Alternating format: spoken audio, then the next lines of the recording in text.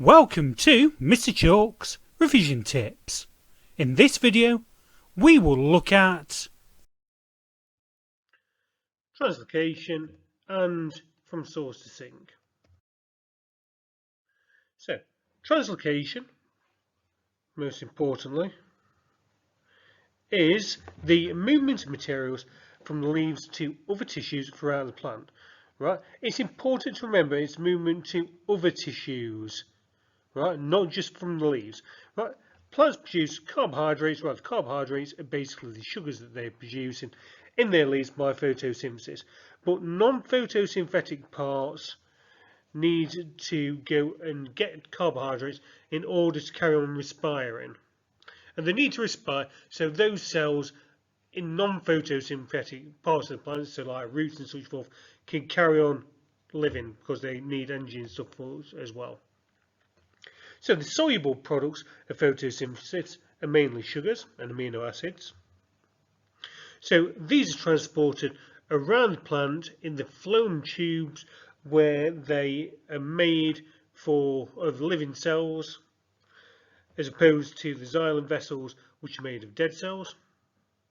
And the cells are joined end to end, and those ends contain small holes called plasmodesmata, which allow the movement of material from one phloem cell to another. So if we just have a look at this quick question, so why is translocation important in plants? Right, the important thing is that it's the transport of soluble products made in photosynthesis, right, from the leaves to other parts of the plant. So translocation takes place in vascular tissue called phloem. So translocation is essential because without it, the food prepared by the leaves cannot reach the other parts of the plant. Right, so it's really important to go and make that connection about different materials are being transported around.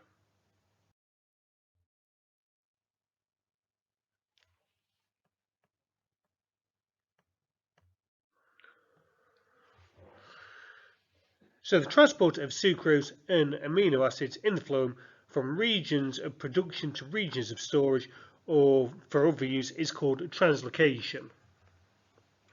So the transport in phloem goes on in many different directions depending on the stage of development in the plant or the time of the year. So however, dissolved food is always transported from the source, so where it's made, to the sink where it is stored. So during the winter, when many trees and plants have no leaves, the phloem tubes may transport the dissolved sucrose and amino acids from the storage organs to other parts of the plant so respiration can continue. During the growth period, so like in the spring, the storage organs would be the source, right, and the many growing areas of the plants would be the sinks. So we're looking at describing the factors that can affect the rate of translocation. Right, there are a number of them. So the rate of photosynthesis can go and affect it. That's primarily due to light intensity, things like carbon dioxide concentration and temperature.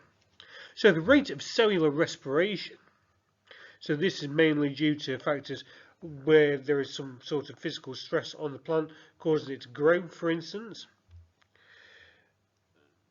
The rate of transpiration will be partially determined by how much water goes and enters the phloem, and the diameter of the sieve tubes will affect the hydrostatic pressure and may be different between different plant species, but can have an effect on the rate of transpiration. So, if we go and look at the different stages in transpiration then. So, the first bit that we need to be aware of are that phloem sieve elements, so cells, have gaps between them at both ends called plasmodesmata. Plasmata allow the movement of sucrose and minerals from one sieve element to another. The phloem sieve cells have no organelles of their own, so are surrounded by companion cells which provide everything that they need to survive. The companion cells contain lots of mitochondria to provide them with lots of ATP, because there will be lots of active transport and such forth taking place.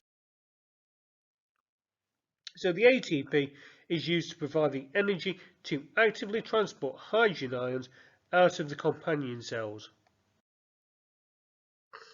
This causes a concentration gradient of hydrogen ions inside the companion cells to be lower than outside, therefore setting up a concentration gradient.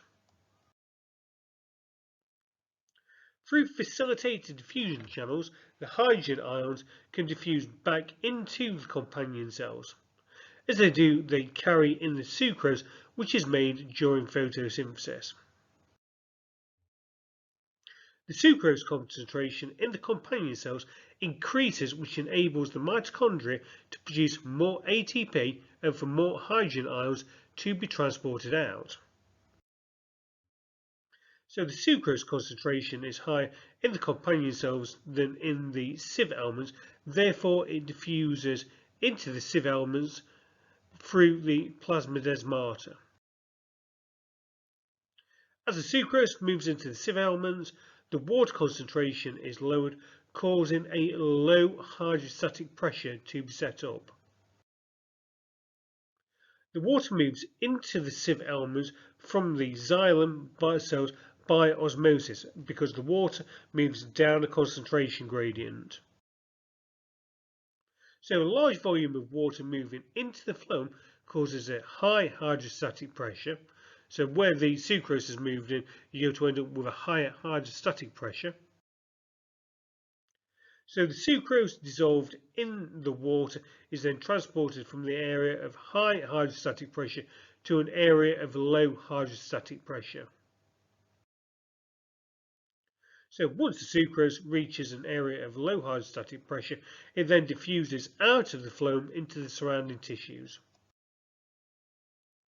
So once the sucrose reaches a lower area, the surrounding tissues it moves into can be considered to be the sink. So that's somewhere like a root nodule.